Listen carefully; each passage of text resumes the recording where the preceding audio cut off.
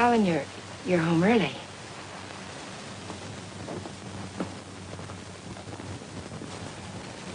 Fitzsimmons called me from the bank today. It seems as if your checks have started coming through.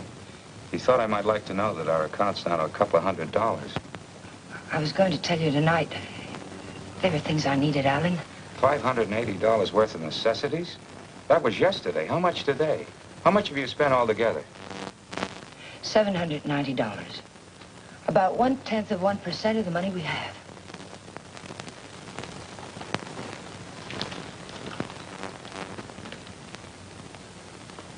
So you're counting the money in the bag. We aren't going to touch it. Just leave it there and forget about it. Now you're spending it like mad and keeping books on it. Because the money's ours. If anyone knew we had it, they would have been around by now. I'm sending the claim check to the district attorney's office right now, tonight. Don't I have something to say about that? I won't let you do it.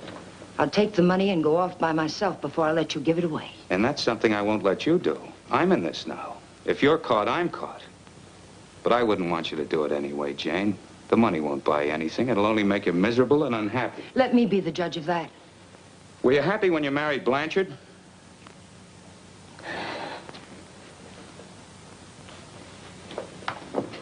I'm sorry, Jane. I didn't mean that. Jane, what's happening to us? What's happening? The money sits down there in an old leather bag, and yet it's tearing us apart. It's poison, Jane. It's changing you. It's changing both of us. I wish it were that simple, Alan. But I haven't changed. It's the way I am. You've got to let me keep that money. Don't, Jane. No, Alan. I won't let you just give it away. Chances like this are never offered twice. This is it. I've been waiting for it, dreaming of it all my life, even when I was a kid. And it wasn't because we were poor. Not hungry poor, at least. I suppose, in a way, it was far worse. We were white-collar poor, middle-class poor, the kind of people who can't quite keep up with the Joneses and die a little every day because they can't. That's why I married Blanchard. I married the first man who asked me because I thought he had money. It's true, Alan. And you're right. I wasn't happy. I was almost glad when Jane. But things have changed now, Alan. This is different. We'll be happier than we ever dreamed we could be. Sure we will, Jane. But the money won't help. There'll always be Joneses with a little more. The only thing worth having is peace of mind. And money can't buy that. But you agreed to wait for 1 week. All right, we'll wait. But we're not going to keep it. It's almost wrecked us, sweetheart. But I think it'd take more than 100 grand to do that. How about it? Hmm? I got an idea. We'll go on a date. Not tonight. I've got to see old man Bear tonight. But tomorrow night, we'll do the same things we did our first date. Remember? We'll have dinner at Ramoli's. Then we'll go down to the lake and get one of those fancy little boats and go for a ride. How about it? Is it a date? It's a date, Alan.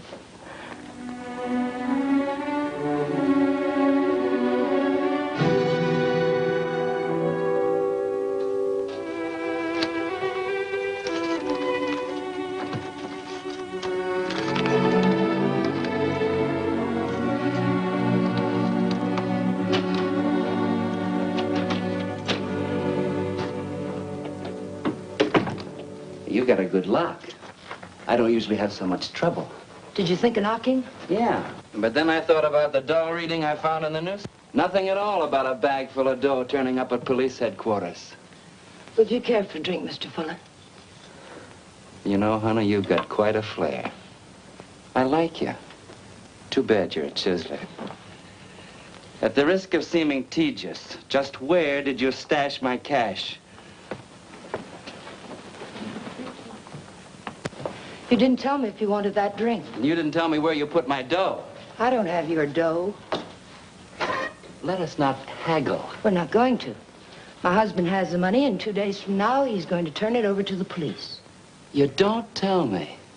Nice story. Better than yesterday. I like that trick with your eyes, too. Oh, I'm just taking my cue like a little gentleman. You're taking it a little too fast. Isn't that what you wanted? Did you notice where the liquor was when you went through my kitchen? Sure. Go make us a drink. Stalling, honey? What do I call you besides stupid? Stupid will do if you don't bruise easily. Otherwise, you might try Danny. If you're not stalling, get to the point. What's on that lovely blonde mind? I told you. My husband is going to give the money up. I don't intend to let him give it up. Neither do I. I swear if you go near him, neither one of us see a cent of it. I'll take my chances. I'm telling you the truth now. You won't be able to beat it out of him or scare it out of him. If I told him you were here yesterday, the police would have the money now. And I don't think I could take a stick. Let's get something straight, honey. That's my dough you're talking about. Only half of it. You haven't a chance of getting it without my help. And how do you get it? I don't know. I'll work out something. I have to. And after losing it, I get deathly sick inside. You know, I think you're leveling with me. Maybe I'll string along. I'll think it over.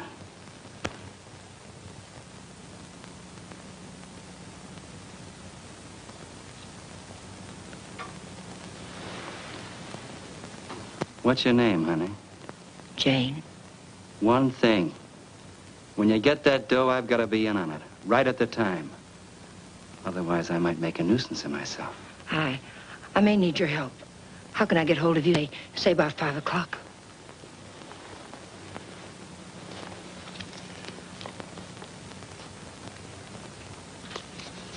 Call that number.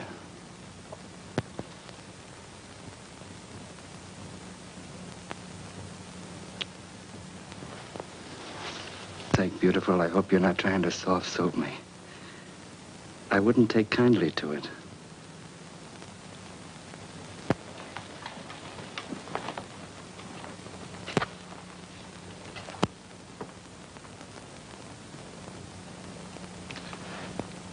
What's the matter with you? That's just to remind you, honey, you're in a tough racket now.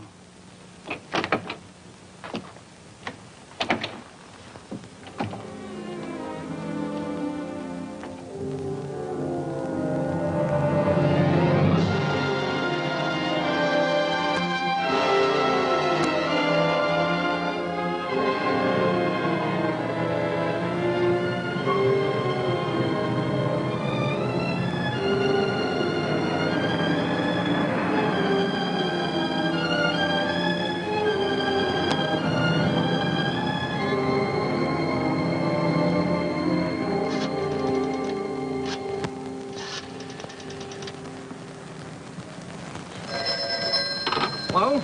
Sadie, that you? I'll take that, Mike. Hello? Danny, it's all worked out. We'll get it tonight. But I've got to know something first. How do I know you'll be fair with me? Listen, this is very important. How do I know? You don't, but I'll tell you something. You've got 10 times the chance to get a straight deal from me as I've got from you. Now, what's the layout? Well, be at Westlake Park at 9 o'clock tonight. There's a big palm tree at the west end of the lake. A palm tree. Be there. I'll come along shore in one of those boats and signal you with a flashlight. Be watching. I don't want to have to do it more than once. Yes, I'll have the money.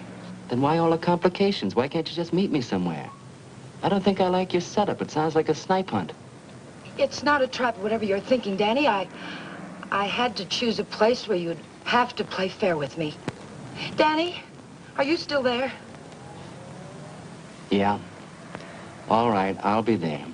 West end of the lake under the palm tree, 9 o'clock.